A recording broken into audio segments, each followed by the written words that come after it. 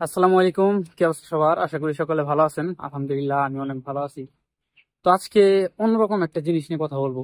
এটা হলো, অনেকে চিন্তা ভাবনা করেন যে ভাই সিঙ্গাপুর আসবেন, তো আপনারা অনেকেই চিন্তা ভাবনা করেন যে ইউরোপ আমেরিকায় তো সহজে আপনার সিটিজেনশিপ পাওয়া যায়, বা আপনার ওয়ার্ক পারমিটে যা অনেক সময় আপনার ট্যুরিস্ট ভিসায় যায়, ওখানে থাইকা তারপর আপনার সিটিজেনশিপ নেওয়া যায়। বাট সিঙ্গাপুরের সিস্টেমটা কি? সিঙ্গাপুরের যে সিটিজেনশিপের যে সিস্টেমটা আছে, তো এইটা কি? এটা এটা আসলে অনেকে জানতে চান যে আসলে সিঙ্গাপুরে কি সিটিজেনশিপ আদৌ পাওয়া যায় কিনা, বা পাওয়ার সিস্টেম কি। তো এটা আপনার সিঙ্গাপুরে তো ছোট একটা দেশ, তো এখানে নর্মালি আপনাকে সিটিজেনশিপ দিবে না। নর্মালি সিটিজেনশিপ দিবে না কেন? কারণ আপনার যে আছে, এখানে যদি সবাই মনে করেন যে সিটিজেনশিপ দিয়ে দেয়, তখন দেখা গেছে দেশের জনসংখ্যা বাইরে যাবে। জনসংখ্যা বাইরে গেলে এখানে যে থাকার যে ব্যবস্থাটা, ওইটা মনে করেন যে ব্যাহত হবে। তো তো এই জন্য আপনার মনে করেন যে এখানে ওনারা সিটিজেনশিপ দেয় না। হ্যাঁ, সিটিজেনশিপ একদমই যে দেয় না, দেয়, তবে বাইসা বাইসা বা আপনার মনে করেন যে যে কাউরে দিয়ে দিবে না।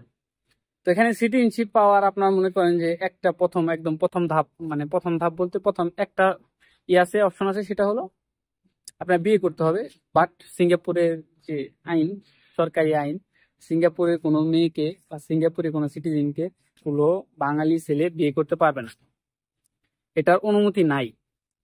তো এটা মনে করেন যে আপনার মনে করেন যে অনুমতি নাই। হ্যাঁ, তবে করা যায়। আপনার মনে করেন যে মালয়েশিয়ান যে মেয়েগুলো আছে, যারা সিঙ্গাপুরের সিটিজেন, আপনি তাদেরকে বিয়ে করতে পারবেন। তবে এটা সিঙ্গাপুরে না, আপনার মালয়েশিয়া গিয়ে দেন বিয়ে করতে হবে, বা আপনার বাংলাদেশে নিয়ে গিয়ে বিয়ে করতে হবে। বিয়ে করে দেন মনে করেন যে আপনার এটা সিঙ্গাপুরে আপনার ওয়াইফকে আপনার জন্য ভিসা অ্যাপ্লাই করতে হবে, তারপর আপনি আসবেন, তারপর আস্তে আস্তে হয়তো বা মনে করেন যে সিটিজেনশিপ পাওয়া যাবে। আরেকটা সহজ, একদম সহজ সিস্টেম হলো, যেটা মোটামুটি সবাই পারবেন। সবাই পারবেন বলতে আসলে যারা শিক্ষিত লোক তাদের জন্য শুধু। কারণ আপনি যদি সিঙ্গাপুরে আসেন, তো এটা সেই সহজ সিস্টেম হলো কি, আপনার সিঙ্গাপুরে আসতে হবে যে কোনো একটা ভালো একটা পদে, যেমন ইঞ্জিনিয়ার বা নার্স, বা আপনার মনে করেন যে নর্মালি একটা ভালো একটা পদে আপনার আসতে হবে। তো আসার পর এখানে আপনার লেখাপড়া করতে হবে মোটামুটি 4 থেকে 5 বছর, মিনিমাম 4 বছর, সিঙ্গাপুরের যে কোনো সরকারি কলেজে অথবা বেসরকারি কলেজে লেখাপড়া করার পর ওইখান থেকে যে আপনি সার্টিফিকেটটা পাবেন, ওই সার্টিফিকেটটা যদি ভালো হয়, আর আপনার যে জব আছে, বর্তমান যে জব, মানে আপনি সিঙ্গাপুরে যে হিসাবে আসছেন, এই জবটার উপর ভিত্তি করে আপনি পিআর এর অ্যাপ্লাই করতে পারবেন। তো তখন ওনারা আপনাকে ভেরিফাই করবেন যে না, আপনি, আপনাকে আদৌ পিআর দেওয়া যায় কিনা। যদি আপনি পাশ করে যান, অবশ্যই আপনি পিআর পেয়ে যাবেন। যখন আপনি পিআর পেয়ে যাবেন, পিআর পাইলে তখন আর মনে করেন যে আপনার সিটিজেনশিপ নিয়ে কোনো প্যারা থাকবে না। কারণ সিটিজেনশিপ তখন মনে করেন যে 5 বছর পর ওই পিআরটা রিনিউ করা লাগে। 5 বছর পর পর রিনিউ করা লাগে।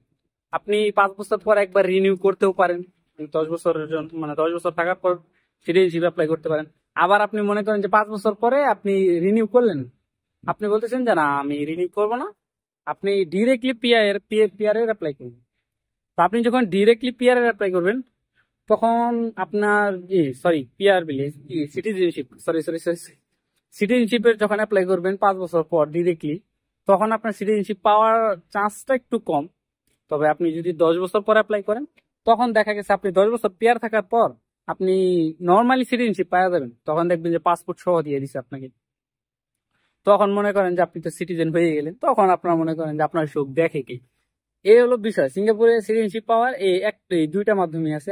আরেকটা মাধ্যম আছে, সেটা হলো, সেটা সাধারণ মানুষের জন্য না।